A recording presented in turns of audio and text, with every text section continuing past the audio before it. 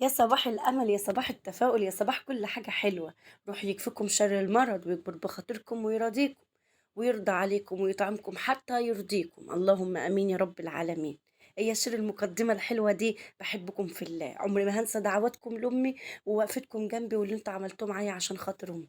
ربنا يخليكم ليا يا رب ويجعل القليل في ايديكم كتير ويرزقكم من حيث لا تحتسبوا. حطوا لايك واشتركوا في قناة اختكم في الله دهيت عشان القناة تكبر. بعد كنت اقول لكم القناة مصدر رزق ليا ولولادي، انا دلوقتي بقت اهم حاجة عندي امي. امي قبل ولادي وقبل العالم كله. بالله عليكم اقفوا جنبي عشان خاطر امي. السلام عليكم ورحمة الله وبركاته. اللهم صل وسلم وزد وبارك عليك يا حبيبي يا رسول الله. فيديو جديد من نوع. ايوه والله العظيم جديد من نوع، هتشوفوه وهتقولوا فعلا شيرين ما عملتلناش فيديوهات قبل كده. بس اسفه جدا جدا جدا بجد، يعني هتلاقوا اكتر التصوير البت نور اللي كانت بتصورني فيه. اه والله.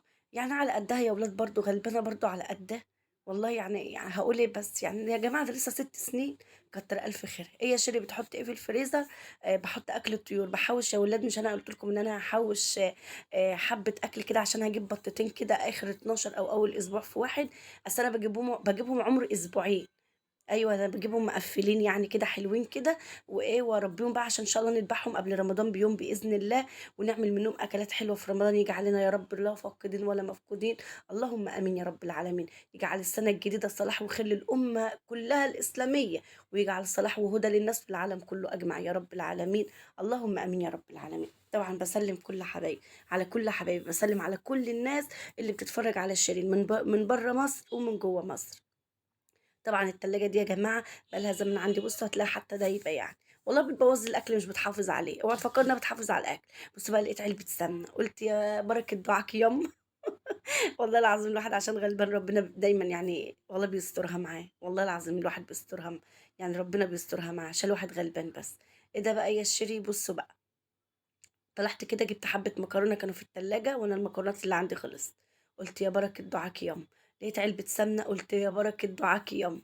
لقيت حبة حلويات كده فاضلين من حلويات كانت جاية لنا، الله يمسها بالخير يا رب، يصلح حالها ويرزقها ويوسع عليه. اللهم امين يا رب. المهم نور ايه كل شويه تقول لي مفيش حاجه حلوه، مفيش حاجه حلوه. اقول لها طيب هطلع فوق اشوف اللي في التلاجة. يا رب ما يكسر خاطري كده يا نور ولا لك كل الحلو دايما. طبعا نور اللي بتصور، فمعلش اسفه جدا حقكم عليا، اكيد هي طبعا ايديها بتتهز، لان طبعا يا جماعه دي عيله صغيره، دي عيله صغيره. فمعلش يا جماعه، ان شاء الله القادم يكون افضل باذن الله. بس المشكله بس ان انا هبقى طالعه، طيب الستاند طب هصور ازاي وانا طالعه على السطح في ايدي حاجات؟ طب اصور ازاي؟ طيب هتقولي لي اخواتها والله العظيم في الدروس. والله يا جماعه احمد بياخد 7 او 8 دروس، وحبيبه بتاخد 6. ف يعني كل يوم دروس والله، وخلاص هيمتحنوا كلها اسبوعين وهيمتحنوا. ادعوا لهم بالله عليكم ربنا يا رب ينجحهم ويعوضني فيهم كل خير. اسفه جدا على هزة الصورة عشان من ايد نور. انا بس بوريكم، بصوا شفتوا السطح نضيف ازاي اهو. ده المكان بقى اللي هربي فيه البطتين. فضيت الحمام كله من كل اللي فيه، ده السلم بس هطلعه وخلاص. وطبعا الفرن زي ما انتم شايفين والدنيا زي الفل ونضيفه، وحتى قياس اهو عشان لو معايا حد برضو يكون ايه نقعد عليه. لما نفرش الكراتين ونفرش القياس ده. طبعا العيش فضيته فيه، انا بحوشه وبفتح بقى العيش كده عشان يتهوى. العيش اللي انا لسه مطلعاه كده عشان ما يعفنش ويتهوى. معلش انا خلاص هرحمكم اهوت من التصوير بتاع نور يا ولاد. اوعى حد يطلع من الفيديو، اوعى تروحوا في اي حته. تمام كده بصوا. نور بتقول استنى اما اصورك يا ماما شكلك حلو هنا. ايه رايكم يا ولاد في العباية؟ ايه رايكم في العباية؟ على فكره هي العباية مش كده، بس انا اللي اخترت التفصيله دي. هي العباية كانت جايه لي قماشه، بس يعني قماشه وعليها الشغل بتاع اللي على الصدر ده والشغل على الكمام. لكن انا بقى اللي اخترت التفصيله دي، وانا اصلا بحب الحاجات اللي هي الفراشه، الحاجات المروحه يعني اللي هي بتبقى من الجنب دي. دي طبعا انا بعين انا حاطه تربو يا جماعه في البلكونه على فكره، ايوه والله في تربو في البلكونه. بحط فيه الكتب بتاعت احمد وحبيب. يعني هو تلات ادراج وكده، لان الرابع مكسور. فقلت ايه اخليه لاحمد والحبيب. وهنا طبعا ايه بلم الغسيل. على فكره يا جماعه انا ما بنشرش غسيل، يعني بنتي اللي بتغسل عشان تعرفي ان انا تعبانه وكده. آم، صدري تعبني وكده، فانا ما بنشرش والله. بنتي هي اللي بتنشر. انا بقى لما لقيت بنتي مشيت وما لمتليش الغسيل اللي هي بتنشرهولي، قلت اما اعمل ايه بقى؟ قلت اما ايه المه كده عشان اطبقه ويبقى يومنا زي الفل معاكم. عايزه احكي لكم على حاجه قريتها او شفتها على الفيسبوك. دي قصه من واقع حياتنا. ماشي.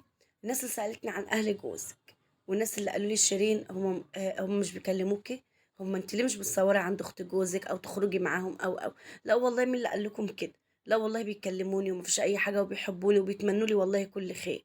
والله العظيم بيدعوا لي ان قناتي تكبر وان اساعد جوزي وكده وتعرفين العيشه والعيال وكده والمصاريف بتاعه الدراسه. المهم والله العظيم بيدعوا لي. بس كل ما في الامر ان كل واحد يا جماعه مثلا مش حابب ان بيته يظهر على اليوتيوب، خلاص دي حريه شخصيه يا جماعه. انت مش هتعادي الناس وهتخاصمي الناس عشان هيتخلوهم يطلعوكي بالعافيه، او يعني يطلعوا معاكي بالعافيه او انت تطلعي معاهم بالعافيه. لا يا جماعه، دي حريه شخصيه والله. لكن كعلاقه لا والله الحمد لله. شيرين مش بتصوري تحت عند حماتك ليه؟ بص يا جماعه، كان في خلافات ما بيننا وكده. بس الحمد لله والله احنا يعني هي امي برضو وهي مكان امي وهي ست كبيره وبعدين يعني انت عارفين ان ايه. يعني الناس الكبيره ديت يا جماعه بيبقى ايه، يعني عايزين يتعاملوا معامله شفتوا نور اللي هي 6 سنين كده يعني. فاهميني بس والله. فخلاص يعني ما فيش اي حاجه وده احنا حلوين وكويسين. وانا كنت ياما صورت تحت، ياما صورت تحت. بس من حياه يعني حماتي وكده على قدها هي، يعني تقول لك انا مش عايزه اجدد يا اختي، انا هموت، انا اعمل لمين، انا ما اعرفش ايه.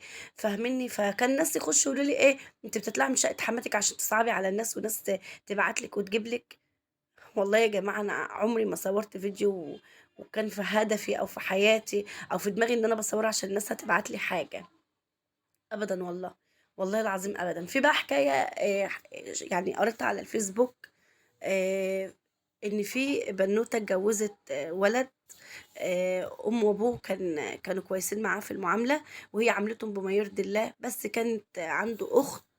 اخته دي هي اللي مغصه حياتها. المهم الحمد لله يعني بعد فتره من يعني بعد شهر او شهرين كده من جوازها اتقدم لها ابن الحلال. وقعدوا شهرين وبعد كده اتجوزت. فكان هي لها 4 شهور متجوزه وخلاص. وايه اهلها راحوا ايه، كانت هي جماعه في مدينه في السعوديه.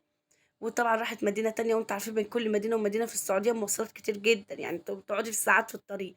فطبعا البنت كانت خايفه ان هي اول سنه يعني تروح في مكان يعني جديد وكده. فاهلها قالوا لها طب احنا هنقعد في فندق جنبك في نفس البلد عشان نيجي نطمن عليكي كل يوم لحد انت ما تحسي ان احنا ايه معاكي ومونسينك وتاخدي على الجو مع ايه زوجك وكده. قالت لهم ماشي تمام مفيش اي حاجه.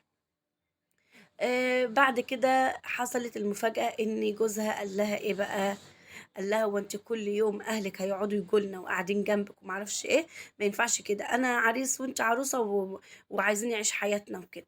فالمهم ايه، قالت لوالدتها بكل ادب وبكل ذوق. فوالدتها خلاص خدت بعضها وشدت الرحيل وايه وسافرت عشان ترجع لايه يعني عند في بيت ابنها تاني يعني او في بيتها اللي هو فيه ابنها ومرات ابنها. فلما عرفت البنت الجميلة اللي بتخدم حماتها وحماها واخت زوجها واستحملت اللي اخت زوجها كانت بتعمله فيها، قالت له انا لازما عشان فرحانة ان والدتك راجعة ووالدك وكده بعد كده البيت فاضي علينا. لا. بص يا جماعة، كانت والدتها بس كانت مسافرة معاه. لكني كان والد العروسة اللي هي في مدينة تانية دي كان قاعد في البيت. فكانت هي اللي بترعاه وهي اللي بتخدمه وتقريبا ما كانتش بتطلع شقتها. كانت بتبات تحت كمان عشان تبقى جنب حماه. فاهمني؟ فالمهم ايه، قالت ايه انا لازم اعمل سفرة واعمل اكل يليق بان والدتك يعني راجعة تاني وكده النهاردة. فراحوا يجيبوها من المطار. راحوا يجيبوها من المطار. فكانت المفاجأة. ايه هي بقى المفاجأة يا شيري؟ ايه هي بقى المفاجأة؟ انتظروا المفاجأة بإذن الله عشان هقول لكم ان شاء الله في الفيديوهات القادمة المفاجأة. وان آخرة المعاملة الحلوة و... وآخرة لما تبقى البنت دايما فانية حياتها، او لما جت تتجوز مثلا وبقت ست بيت وقالت خلاص انا يا اهل جوزي بقى هم اهلي بقى هم كل حاجة بقى يعني. خلاص اعتبرت نفسها ان هي واحدة منهم خلاص. طبعا بتبقى بتتعامل معاهم بتلقائيه لان مش في دماغها اي حاجه غير ان هي تعيش عشان تربي ولادها. غير ان هي تعيش عشان تربي ولادها. او ما تخربش على نفسها.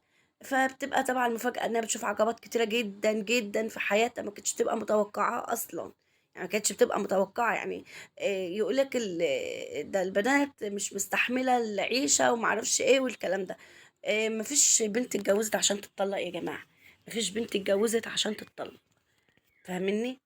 يعني حتى البنات الايام دول انا شايفه ان هم بنات مش بتوع شيل المسؤوليه. يعني تحس ان هم التليفون بقى هو كل حياتهم. الشغل الشاغل بتاعهم هم التليفون. بس رغم كده لو جيتِ تحسّي إنِّك تقرصي عليها شوية أو مثلًا تقولي لها بُصّي ده كل واحد فينا يروح لحاله عشان تقول لِك لأ، مش عايزة بيتي يتخرب، لأ، مش عايزة بيتي إيه، يتخرب، فاهماني؟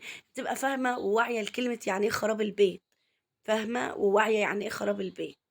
فخراب البيت مش بيبقى بالسهل يا جماعة، والله العظيم ما بيبقى بالسهل. فطبعًا إحنا كلّنا متجوّزين وستات بيوت وعندنا ولادنا عايزينهم برضه يكونوا كويسين ويتعلّموا يبقوا كويسين في بيوتهم ويتعاملوا مع أهل جوزهم كإن هم أهلهم يعني كإن أهلها بالضبط، عشان تعيش عيشة حلوة ويبقى جوزها مرتاح وهي تبقى مرتاحة والدنيا كلّها تبقى حلوة. طَب ليه أهل الزوج كمان يا جماعة مش بيحاولوا برضه إن هم يتعاملوا مع ولاد الناس دي بنفس المعاملة زي ما بنت الناس عايزة تتعامل معاهم؟ ده سؤال بيطرح نفسه بصراحة عند ناس كتير شُفتها، خلافات كتيرة، كتيرة، كتيرة، يعني الواحد أقول لكم إيه يعني، الواحد يكمنوا يا جماعة أهلي كلّهم يعني قرايبي متجوّزين كلّهم، لمّا باسمع برضه حكايات كده مش بتعجبني، يعني باحُط نفسي مكانهم لأ مش بيعجبني الوضع، لأ مش بيعجبني الوضع خالص، باحس دايمًا في طرف مظلوم، في طرف هو اللي الدنيا حاطّة عليه، طَب ليه؟ طَب ليه طيب؟ ليه كلنا ما نبقاش حلوين مع بعض ونتعامل كلنا زي ما ربنا ما قال زي الكتاب ما قال؟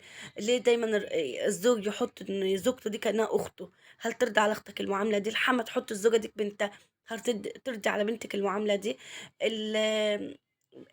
الحما اللي هو الراجل ترضى على بنتك المعامله دي؟ والله لو كل واحد شاف ان مرات الابن دي هي حته من زي بنته كده حته منه، والله لا هيبقى في طلاق ولا هيبقى في خراب بيوت ولا هيبقى في اللي عند المحاكم اللي احنا بنشوفه ده كله كل يوم مهزلة، كل يوم مهزلة قدام المحاكم يا جماعة. طبعا معلش انا اسفة ان انا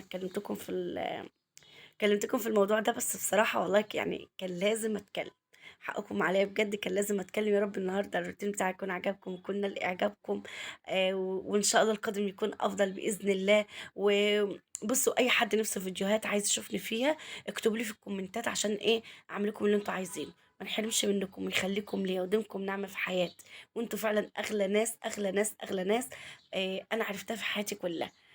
والله العظيم بجد انتوا اغلى، انتوا بصوا انتوا عوضتوني حاجات كتيرة، عوضتوني بعد اهلي بجد، والله العظيم عوضتوني بعد اهلي. ربنا يخليكم ليا ويديمكم نعمة في حياتي وما تحرمش منكم ودايما رافعين راسي آه، دايما ساندني يا رب قصة النهاردة تكون عجبتكم، عشان هنستنى بقى نشوف. انا عن نفسي متابعة على الفيس، عايزة اشوف ايه هي المفاجأة وايه اللي حصل لما